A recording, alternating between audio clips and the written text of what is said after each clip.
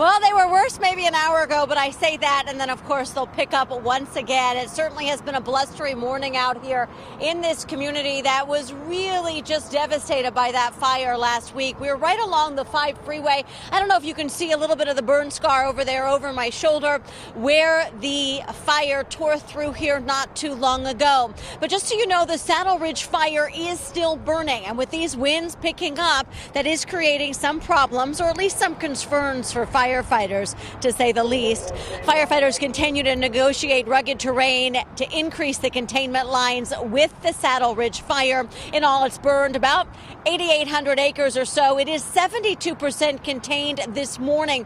What that means is they still have firefighters up there on the lines trying to put out some hot spots. And of course, firefighters are concerned with the winds that we do have today and expected later on today, that some of those hot spots may create some problems, so they are certainly keeping an eye on it. Also keeping an eye on this possible windy weather is folks who live up here in these communities. If they weren't affected by the Saddle Ridge fire, they have most likely seen other fires pass through their area in the past, so they are also on high alert.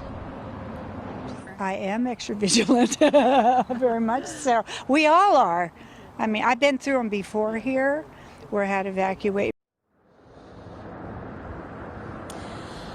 Also on high alert this morning, obviously, power companies. SoCal Edison put out a notice to folks saying, hey, you know what? We may shut off your power. And there's a lot of them, tens of thousands of customers. You can take a look at this full screen here. Santa Barbara County, about 6,700 customers. Los Angeles County, another 4,000, 2,000 in Orange County. And of course, as well as Riverside and Ventura County, each with a few hundred or so customers that are on alert that their power may be shut off. Now, as of right now, no power has been shut off. SoCal Edison just saying, you know what, we may shut off your power. The big concern is on these really hot and windy days, a small spark from one of those power lines could in fact cause some sort of a fire, and these companies want to do everything they can to try and prevent that. But unfortunately, that could inconvenience some folks who may have their power shut off later on today. But again, Amy, these winds, something everyone's really going to continue to watch, including us, as we'll be following this event over the next couple of days.